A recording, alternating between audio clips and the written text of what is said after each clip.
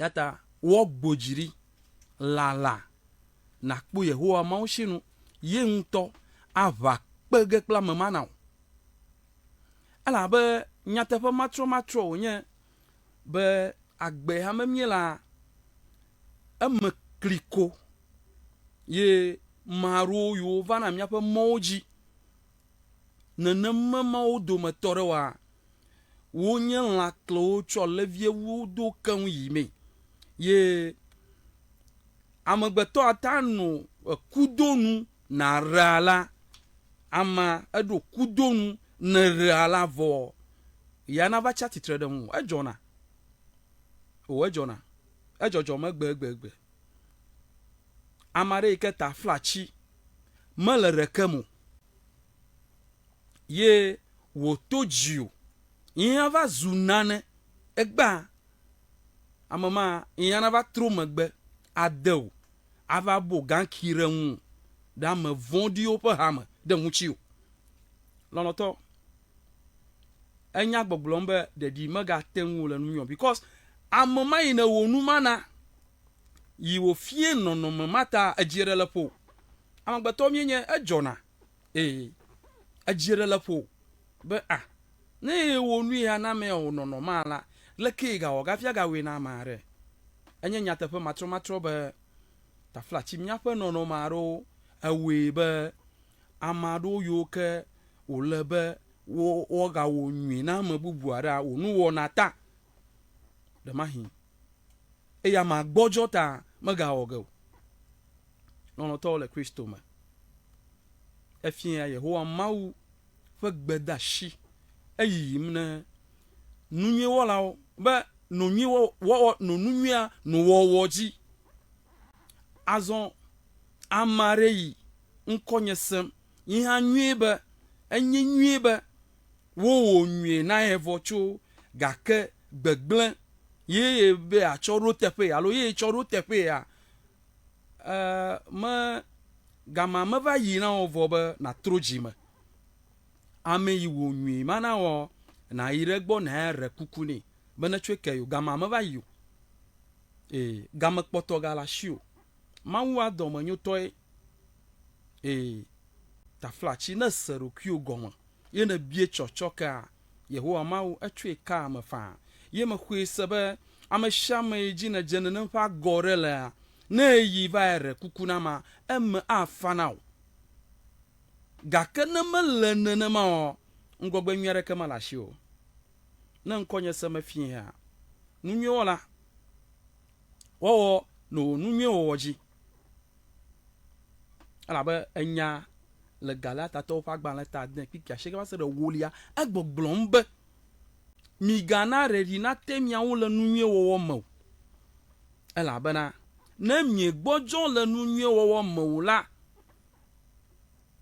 mi angenu le wo mo to pa zagbaji na magloma nya le nyema yata fi amajidema po na wa mare ike eto nuyo po maviema awo nwi kaka ucho shimegbe akpedam no awo nwi kaka ajuye na ba hore tepe awo nwi kaka vondi nyenye ila megbe toma de no via unta ucho vondi nyenye be oro tepe no afie ha amajidema po no ba maga gbojo la nunyo omo redi maga tenwo la nunyo omo Yehowa mawu inyer eteperu gana na mumu kata nono monom re unchiwa eteperu gana godo hakpalaga ikenya ARS tope hakpalaga odo motoreka amenugbe sikfri o sei tutu yekbe haberi no nwe wowo jida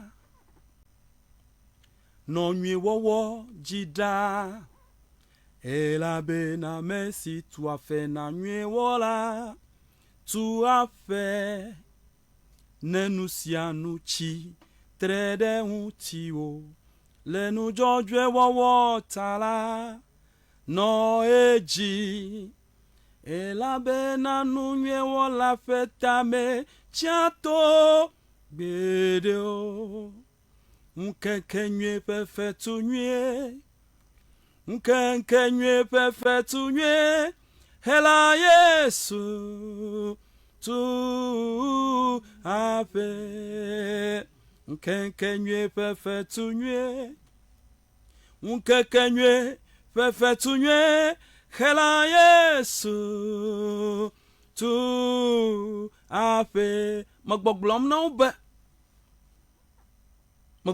be na magbojo le nunye omo anganu le Yehowa ma unto pe azagbeji na ma nya aglo nye ma yeah na ma nya aglo nye ma de ma hi reyi ke olebe na ho fatuma la mei pe nonoma ma onore nwi trede tiwo lenu joje wo tala no eji ela benanu nyewo la peta mechiato gbedo nkeke nye perfectu nye nkeke nye perfectu nye hela Yesu tu afe novinye magagbojo sia wo nunye wo ji lamarashi ala ba nkeke nye perfectu hela Yesu etu ape gama edena be na ho nwe wo perfectu bo sound odra bo sound edra le gbegbe be eyo nye ihe gbogbomamo nye ekpo nu eta na nyibe fetu ike olebe na hole nwe wo ma fe gamesu na wo amore ji togere nwu na Yehowa ma venu wo agbojo fetu mana chi nwu yata afienza ha na no sembe wo magagbojo redi magatenwu tokwe nyebe na lenwe wo marashi ka wa mare nkonyesem na nyibe wo nwe na ye voye choshi magbe edakpe ya magbe no be gama ma vayi be na ha bie chochoko gama ma vayi yo amare wo nu anu ejeshi ama enyama nwe enyama nwe khayi na egblon ni be re kuku ale yezozon li akpri ya ye ma we nwu amana twi akko ma khwisebe wo mom afa anyu na gake namele na onenema onye wo ha ye na khovibe onu nwiwom no na choshi be gba no pe dame onu nwiwom no na cho vondi anu tepero me ko elengo no ha nu iji mela ekpoga fi on kuma na ko yata efia wo kaba chokaba na tro le von pe momaji ala be na amare pe jiveve sem de nwuchiwa manye nu nwere ka wonye na amare pe jiveve sem de nwuchiwa na amare wo na no ko kashia medeje nu ya ma wo na ya da pe na ma medeje nu ya ma wo na do be jojuro nye taflachi Yesu edagbe la mewo mere kava dakpe obia mesoso ta do be jojura menya nu ko nye ori akpe dada na appreciate nu ya mewo na wa taflachi I mean Bible anto ha ro peji yata none of you wonu nori elebe na dejeshi nu wonu na dejeshi na dakpereta gake ne la kpedada ma tefe ye ne cho vondi nyenye ebe ya ro tefe ya magbogbombe ngogbe nyare ke malashi o lono to le Kristo ma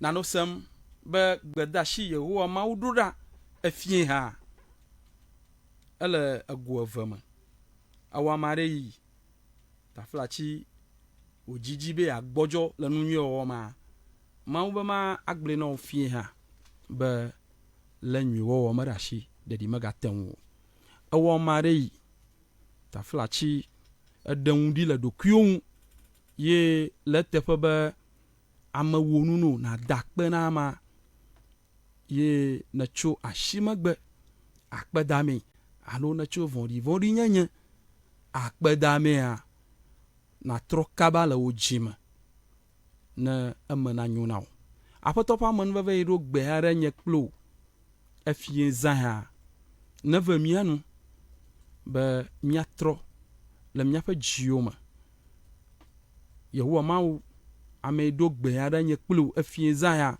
na ve mianu be miade dzesi miaɖokuiwo be awo katã ya mianɔ fli dzi aƒetɔ ƒe amenuveve ne ɖina mi ɖe asi le Kristo ta.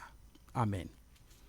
Aʋafia kple dziɖulaga míeda akpe na wo be wònye míaƒe tsɔtsrɔ̃ va awo katã yi ta edzɔ mɔ na mi eda mi ɖe mɔ dzi ye negawɔ na mi fie ha ya ta xɔ kpe ke míeɖe kuku be wò nublanuikpɔkpɔ ne kpɔtɔ ne nɔ kpakpli mi le nuwo katã me le Kristo ta. Amen. Yo ke megbɔna eka ƒomɔʋu ge alebe ne meʋuia abe ale wònɔna ɖa ene gamasu ɣeyiɣia de mía aɖo dze kple mía nɔewo alebe le dzeɖoɖoa vɔ megbea mía aɖu kakla abe ale wònɔna ɖa ene míawoe le dɔ dzi míawoe egbɔna dɔ wɔ ge aƒetɔ ƒe amenuveve nenɔ kple mía katã le Yesu ƒe ŋkɔ me. Amen.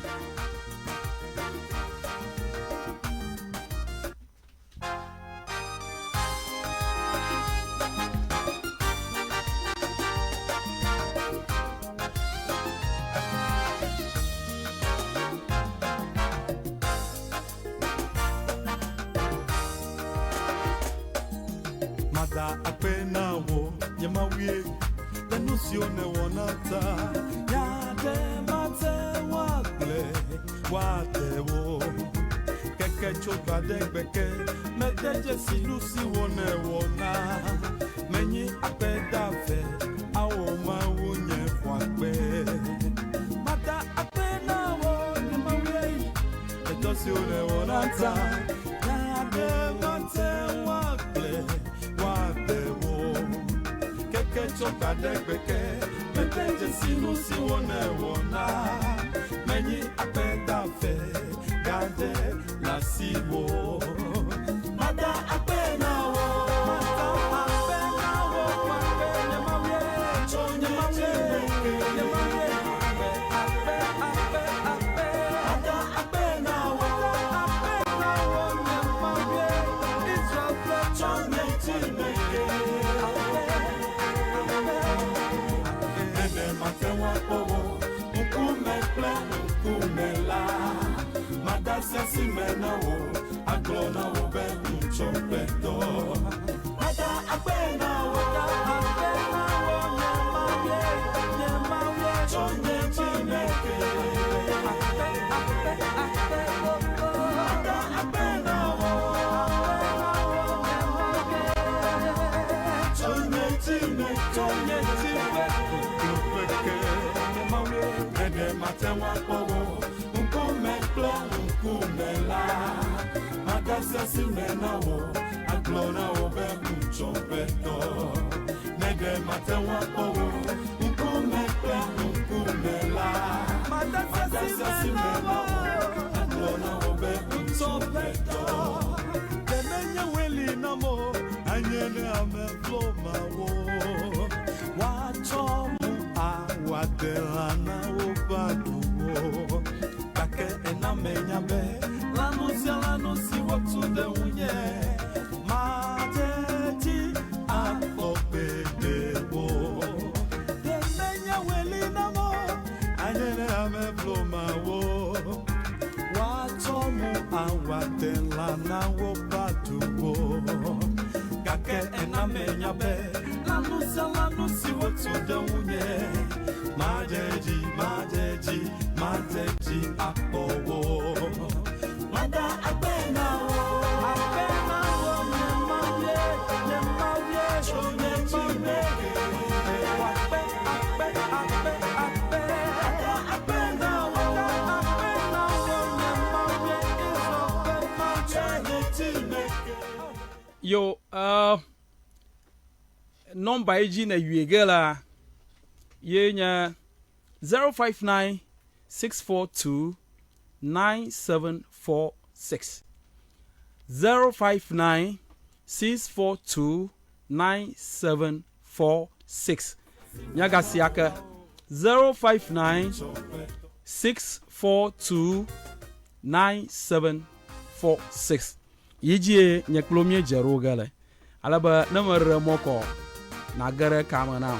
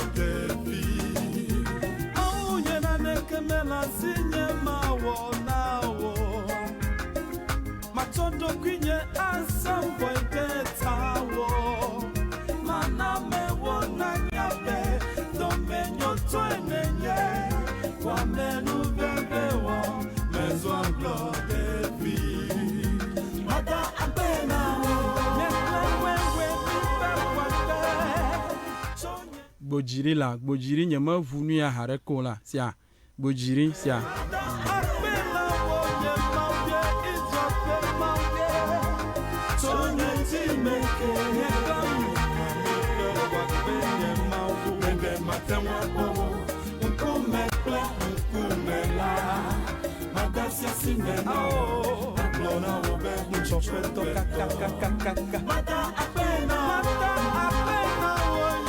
Nyatape ne de miakpo mawu nkuma kple nkuma mia dashi ashimene agloni be nchopo dofi kakai ma le nene ma o to kwenye ba o na no pe dada ji le ya o kata yi taflachi na ire okuloji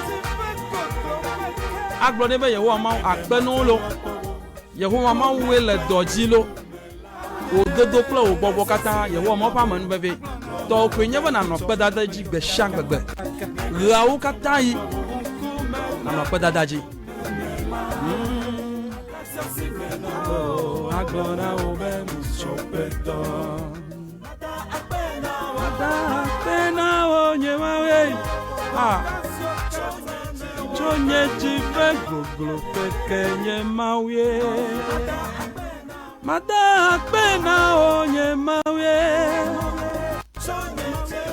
Chonye jive goglo pekenye de matewa ko nkume ple nkume la madasia simena o agora o be yo ke mamore gazon ta gara kama nan fa alabanya ila shiwa na ma asia chogbo gama su yeyi yade yenye nyapa gbedashi abale onu na rai na gama su yeyi yade mada apena wo yemawie yanusione wonata.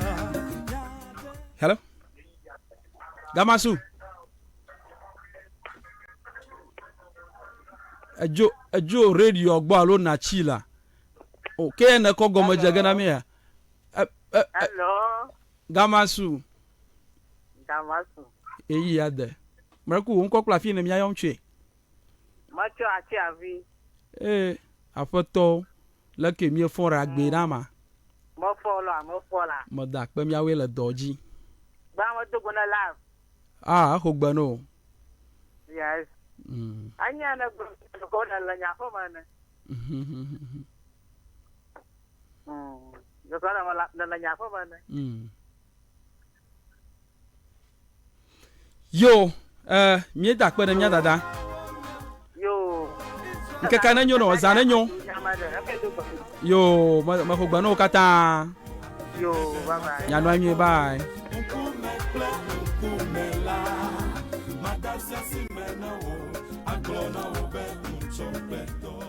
nya da glomba wo nya ha dogoro kwa ba remele yopoma o jata pe nu itu ma maro lo plo no view le nya ha ma asogbo jake afie ha beda shay nya ba ga khara mara ka fan wo taw wo la wo mi wo marashi ala ba yeho ma un to fa zagbaji ya nganu leji yenya yayira bla amon bebe le ma as for sure gamasu hello gamasu yade marakuku wo nko kla fi na mi ayom twe auto charge of na mausi lo yo marakuku nyake la shona mi na wa kwa la radio di afia nya yo mana ata di fona mo tsaya abanye punya ko ni le an ta tamara moto omu flomi ke na ne ndo ko ba ti dia bokle papa mo no na ba yon kata na do na na so ko tara to mai mo ga ka o ha yo to no di ma no do won to madakpa yo amadi ba bana nyata na ti haratana marakio na wa no ti ya bo yo ko ti la mauna na mi di do bereta nyoha mia ko di da sina mia bio la tada na mau bereta amen ma wo gana mi sia akaka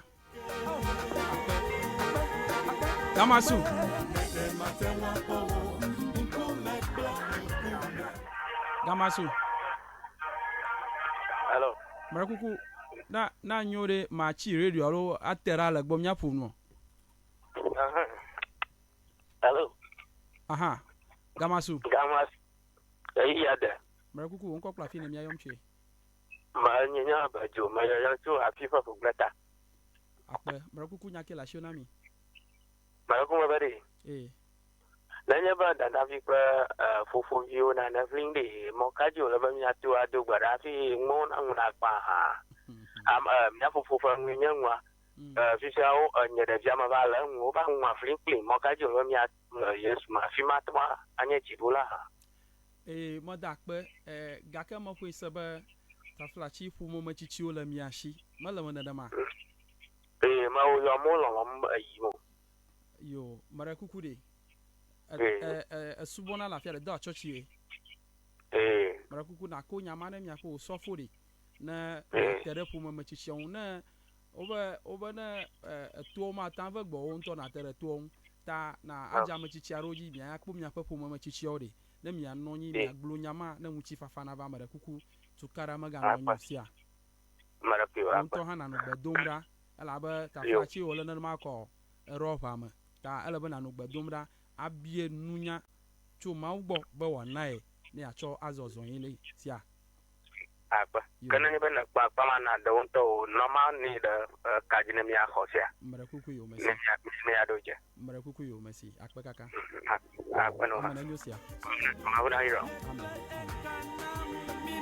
wakpe na kuro kyo na yo ma to kwenya ba na chonya na mawu jipo kle aniba wola ye miano via yo fifia nyata pe amachichi ola ko mama ala bo bobo yire nyama o ko ti ba fa ata e ma bire chi owo kuma ko isa ba ma shi agere mo fa ba ha godo gamasu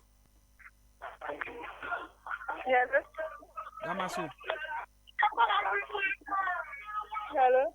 mara kuku bobo radio ra ma mia fo nu Gamasu. ya de on ko kla fi na yemtwe Ba ku kwa nya Lorenza. Ba ya yom so abo. to fon Ba ku e o ko mi ani fo. ma uta mi fo mara kunya kila shi na mi Ba ku o haika o hara mi bana jina mi ya bi ba mi angola ka go beje. yenyaka America no mi nya wo now. Americano vi manya wo now yo mara kuku mesi majiga no sia majiga na mi sia majiga na mi na mi imsa ko majiga na mi sia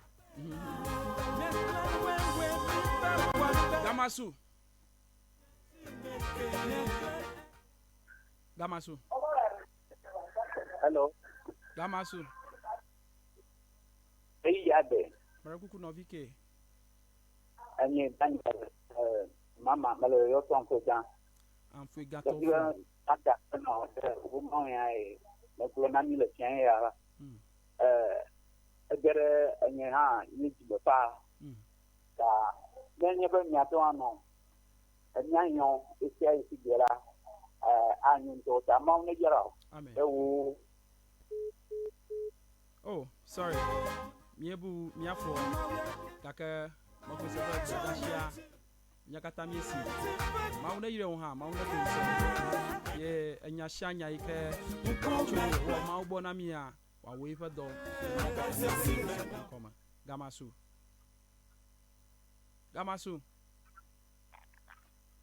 Ai lado. marakuku won kokla fi na mia yom chi Try no. achu mo wataro Navama. leke nyela Mara kuma jema dia bare. Onya onufa fia na fia nya. Izina mala. Adda jibona. amen Kana nya ba amada la poroma. Na jipom to de vi.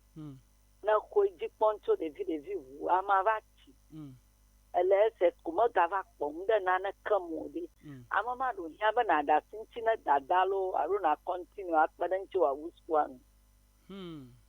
Enyama ete kamavie ala ba na hajeje ma ba gara ma eji kpom na lama ko kashia ma gagbese mo eji popo agbona kamatege gake onye viwe dokumya aji amore nwa khronwi adere moji ala ba nanye ba onye nyonu vi ye ovale nene ma na tire kponwo fia ko kaga ya gbazuge ne mia nto na nya ntu vi anene make ta to bobe mia da agale kaji ha mako isaba ankonyesem magboblombe anya jivi be na no mareji kponvu worosuku alo yema glon la ba SHS o la fia kakama ka va kpomre na na kamanya jivi aha gaka monu li o la ba nyacho aronu mairo plus sube de via do na ga gblon monu li hello mera kuma nko sem anya na anya wo to la nyefa ji ko go faste amen kita majijimba ma ho ya ita mana no mi adi gbe sa go mi anu ya ko ni wo dira amen uto ti ba ba no sha pe dam le ni ko do no pla pe ka ma una ko to ni ayira amen ta ma bi o ko dira amen akpe mauna ya okakasia mauna ya okaka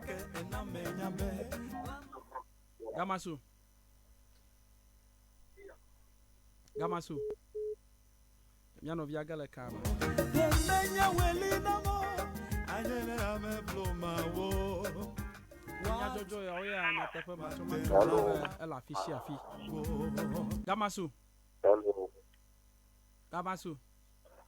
Gamasu Eyi ade Totro na Acho ma ogbo na molaro toro Vamos e show foi o chu anyako Oh okay Fonya leke mi fon ragbe mi fon ma da pe ma kunya ke la show na mi Baraku o ha ma to ikene nye no ma gbo ma jamu ngo abache do pe mela abache nyama gaun we be na wo nyam nwu chef kaka o ga from agui ise nyo wo ba je sa o ga from agui ta ha ma ele ti na la ka gbe ta tu ma tu aji ko mo ka nya na mo o we ba ga la to pa ga mu ma gbe gbe Mauna di nya gwanda la mugasio o ta mo se go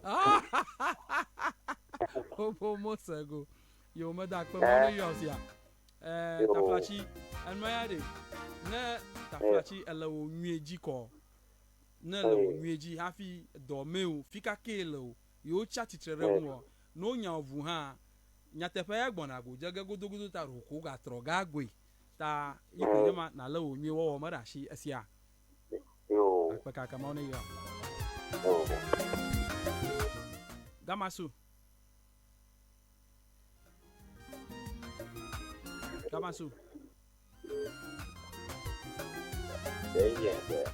Marakuku no fike mi ayom twe unko le pincho akachi marakuku ona yira de be uma de tuata amen ajo dinamika da kwa de tuada maraku o hagbo yake po manana si afika mi ati po la sole well lele ka seja hu kata gaka na taflachi either online ha I mean all the musical stores so kata la fima nye how la fumo kata akpe gaka yo mauna no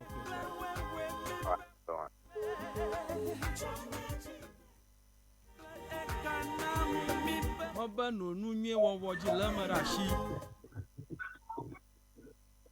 hello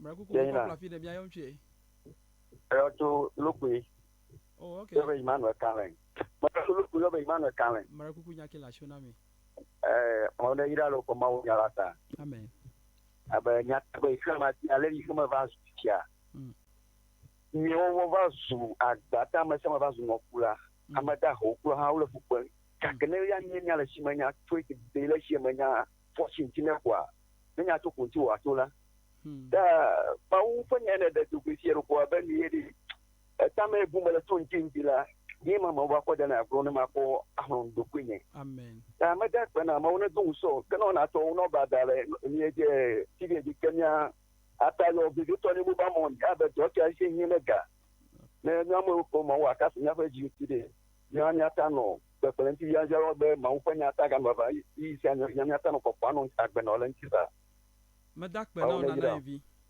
Yo. Mauna yira. Yo. Akpe kaka. Yo.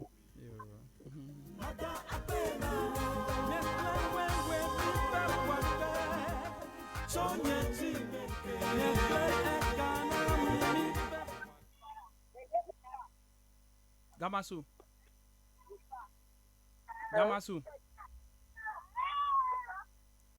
Nyate fa.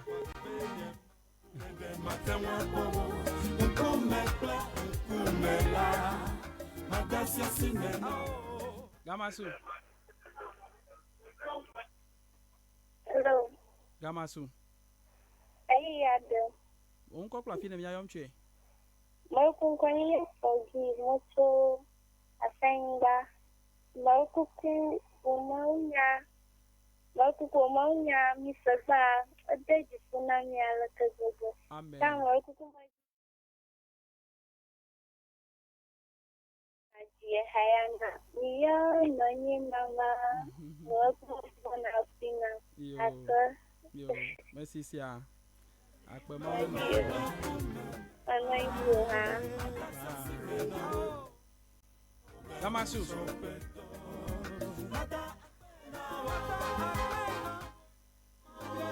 Nyabia bagbanye dada for birthday dada Hello? on yeah atuchi Gamasu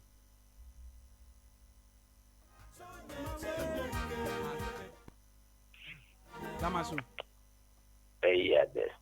Mrakuku onko kla fini mi ayomche Aho, you pull no view. Nagula major kajijo to flush. Major General I don't make any carazo. Lake ejere kajinami Major kajinio do. Madakpela mi o ha mi awele doji Near a brochure for Boji, come in your pomero. Akpela You don't cut away one dollar. Never man Keraju woman. Oh Ananu club got the column of circle of master, not the right. Amen Loaka Keraju woman. Never man Let's welcome a $1. Amen Lake nye jajira ro na ncho Azaleji Geology. Yeah, I'm not going to go to. Yo merci Well, the women of your catalog. You guys are doing a great job. Amen That's okay. Thank God you honor you am ye dogwere mi atosia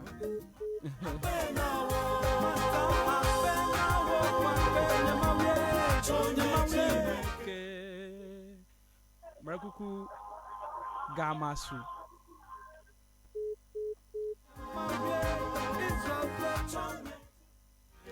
no ni o moji mega temu la nunye o mo wo la nunye o marashi yehowa maunto ahefe na ola ye nto fa zangbeji afimanya sena mto afiaba le shale na nnuawom moje shi deme na o le shale na nnuawom moje shi deme na o yehowa mawi aje shi deme no egbona tefe roganu berka close down dodo tefe roganu gudu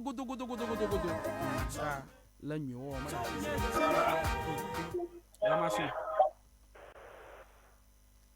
Gamasu Yeah, then. Marakuno fike mi ayomche Maloncho Jojo, Balakova, we are a boss. We are with you. Boss you with Marakunya kila shona mi So when you are onion coming a garden, Manoji, Mount Adin. Amen Although Nayam Vola Kenya, Upon our clock. Lower Bontobata. The money, please. Amen. One include ha sia. Akpeka. Amen.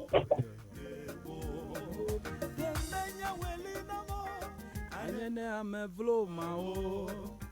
Wa chomo awandela na wo paduo. Gake enamenya be. Nanu salano siwotu. Gamasu.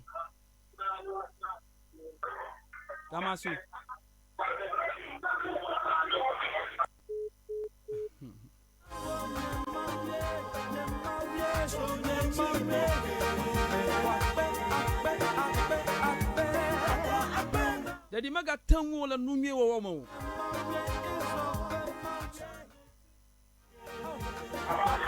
Gamasu.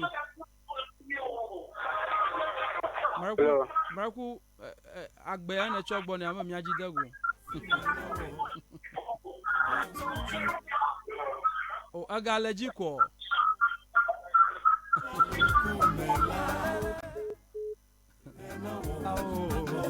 Na yori bobo radio rema alo na jo radio gbo bobo tv rema alo na jo tv agbo le mi ata lo no me no mo ejire gegere mi adolo Gamasu ya be Maraku no fike mi ayonche maya chakachi Maraku kunya ke la shiona mi Maraku opa maunya na glaba maunya esa tuna fine amen eja munya Nyada problem ana sudaneri.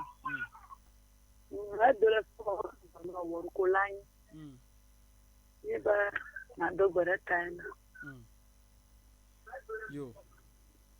Merci. Ye gba dogara ye ho ma wo se Marakuya. Yo. Yo, bye. Bye. Yo, so I'm a ton. Mafoko. The master doctor afia Gamasu. Gamasu. Yeah, the Mercury no ke fike nyam chu. Oh, yatafa. Ma radio abobo garamo, igbo mele na ma. Huh?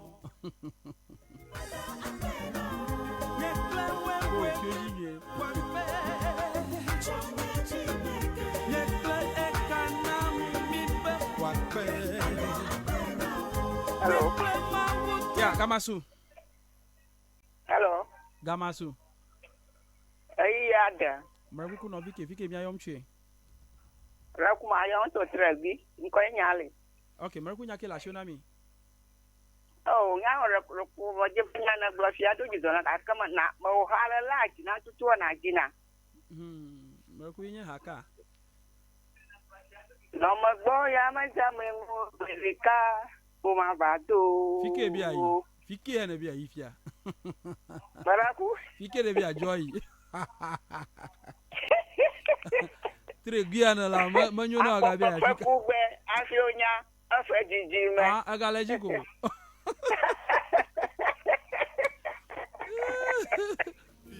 Yo, majigano sia. Yo, apa? Yo.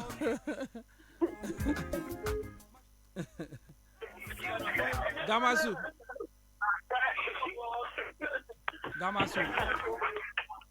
Ka bie pu mafia ho tito na mia ponu la nke o menela ala. Ao. Ana makonya na mimisi damula. Ana yo bu radio rema. Alo na jo TV agbo. Ni ata roje. Ala bana to ni ma. Ya me ga nyare ka se ga fia o. Gamasu. Mobile collect call service. Oh. If you want to. I'm an offer.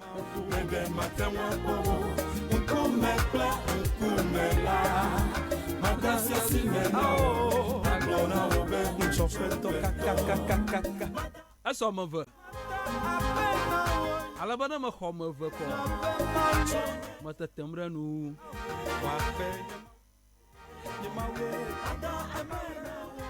Gamasu. Mobile collect call service. I look if you at want to accept.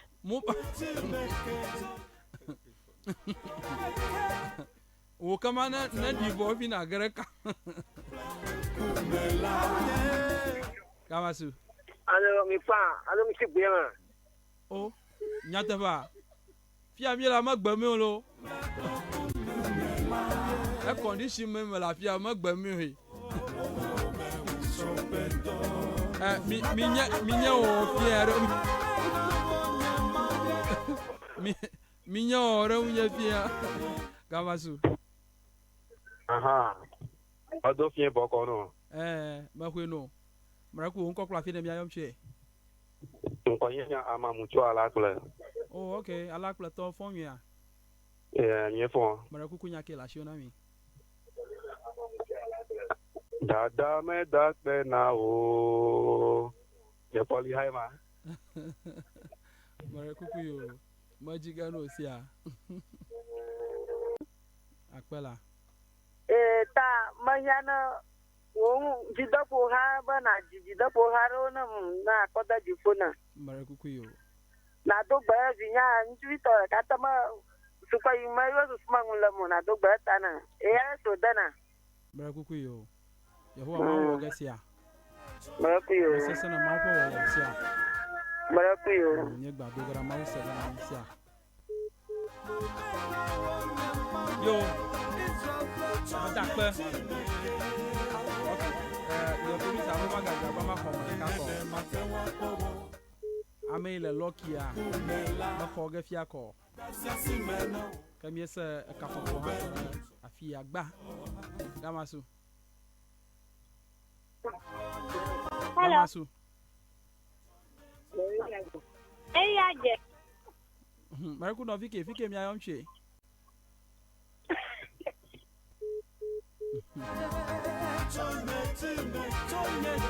Matakpe. Miawe udogba amaro oyo haro kan be miaji na yo. Majiga na mi tra. Alaba na majia ka miacho agbeto ha aserafia. Amara ba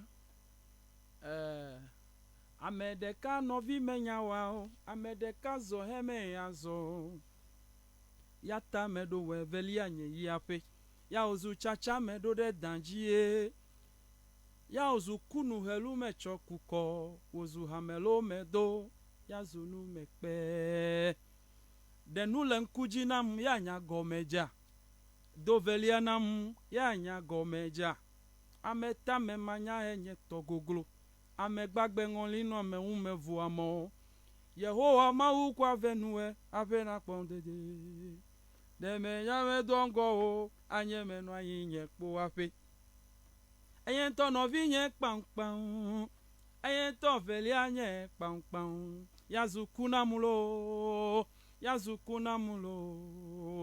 edeke meviemo edeke meviemo nye unto golo me hesimuela uela me la fideke o ele dowe me eno le nu du pliwe mega susu bedo lonyo no le nu no pliwe mega susu bedo lonyo no le vivido de nwe mega susu bedo lonyo no le nu no pliwe mega susu bedo lonyo ejaye na nya zozo uela me la fideke o ele dowe me amara habe okay ebe ye dada jigberu megba maji mi yo nonye nam nahe mi yo nonye nama miwe nama miwe nama miwe nama miwe amedada menye fefo gbedeo menye fefo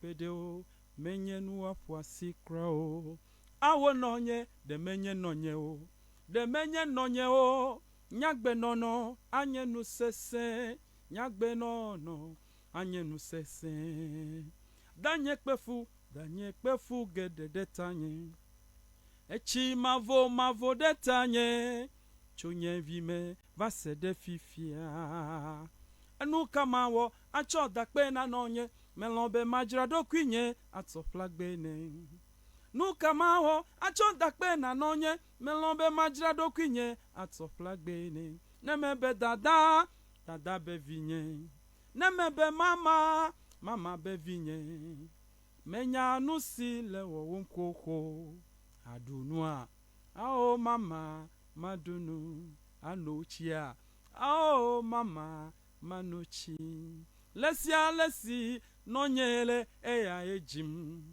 nega anya da kwato ha eya ejim na me de suku ha eya ejim nega anya bo machila eya ejim nega anya zokpo no ha eya ejim amedada dudwe agble khovuvie na me khechio akhe undo amarhaba noji no magbo ma jama nwu na he amala tregui banoji no wa e ma biamba tregui anala na jo tregui afika ha na nkomalo amedovi menyo nchame ko ya jim migabu ibe atikogbe menwo cho ya beva jode mi adomo ya mi ano wanyela abetwenvi menyo ene no megbo ya meja menwo gbedeka ko ma vajo jalele no megbo meja menwo yoyo no megbo meja menwo yoyo no megbo meja menwo yoyo no megbo meja menwo mejoro blau ko migayo na mo nejiti kakate echoko woyoni anyale na mejoko nya volo ega kemya senwidebe akpokplo pekugbe ape onya epe didime aye didimelo ayo aujogbe senye ele tonye yale mevazo amenogbe twenvi to la sien ga ke tomele na mo enola si yenga ke no mele hunyo onlo bebe chi bubulu cheche jo ape egbedeka wa vanya wa epegodo ekwenye ava wa mi gbedeka jalele no megbo meja menwo yo no megbo meja menwo yo no megbo meja menwo yo no megbo meja menwo mejolo yo mase hera fia madogbera maro bie gbedodora dodoro kan amashiama yike bie gbedodora dodo Yehowa mau ankosem majiba makareji no ba na madogbera fia agbona nwuda sediga yata hose bla mokpokpo na noshio yo ke hafi madogbara achowu egbakata pe wona nua noviaro eyobe miade miape yonu pepemre miawu yonu mia supportim mia dada vireka makafui biedo taflachi ike nye edo tatone perfect fit wo dodo tokiare enami be dodo ya o memiela alo program ya o memiela enye program are ike ye ha ye jibe ye pashina no me ta ya no data plum nami oh nya dada akpenu nya dada ha inye do tatone perfect fit a oto nchu klo nyonu pe awuo alebe na hia na nempe numoko wo gere kamanam no jina wala wonton ha na gere mako nya be taflachi ye lawu maava dada kafi jero akpenu awele doji ka majiba etoji no lakata na si amashame ibe ya opepere unami na radio ple tv program ya agbola vuvu na sponsorship taflachi afuba taflachi ya a sponsor program anami ya agbola vuvu fa agbola vuvu di be nyon ha nyado bobolo onuo na mauna yami mauna dohun semi ke marakuku egba number mima dagadio unchokura gbe a marakuku mia ade number di alebe nui nyibe yoanu wo ma no program a support ma marakuku mia na mi number ne mi anu damreji akpa mauna yami mauna dohun semi ale nyehunya bume a yeho mauna na bumia una na ma le Yesu Kristo pankoma mau gbagbe mau makumaku abafia kple jidula ga gapopo kple yi bevi ama medakpe na etohe medekuku dolado obie gbedodora dodo fia meshia me kple to mau gbagbe medekuku be wo nublani kpokpo eyi yo dome wo nublani kpokpo eyi na me pe jimejiji va ma na dole o katan pe jimejiji o na ve me na o na ne kamali o yeho ma ten won na o wo nu katan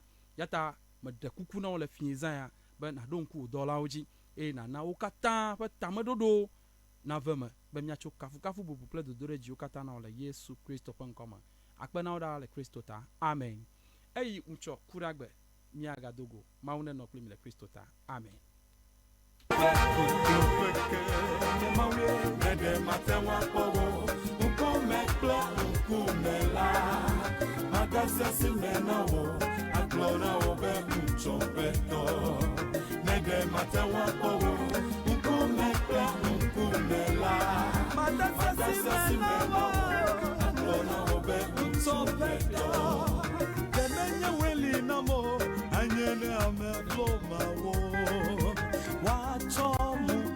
Wadelana obaduo kake enamenya be lano si wotu de unye mateti akopedebo demenya welina mo anyele ame bloma wo watomu awadelana obaduo kake enamenya be lano si wotu de unye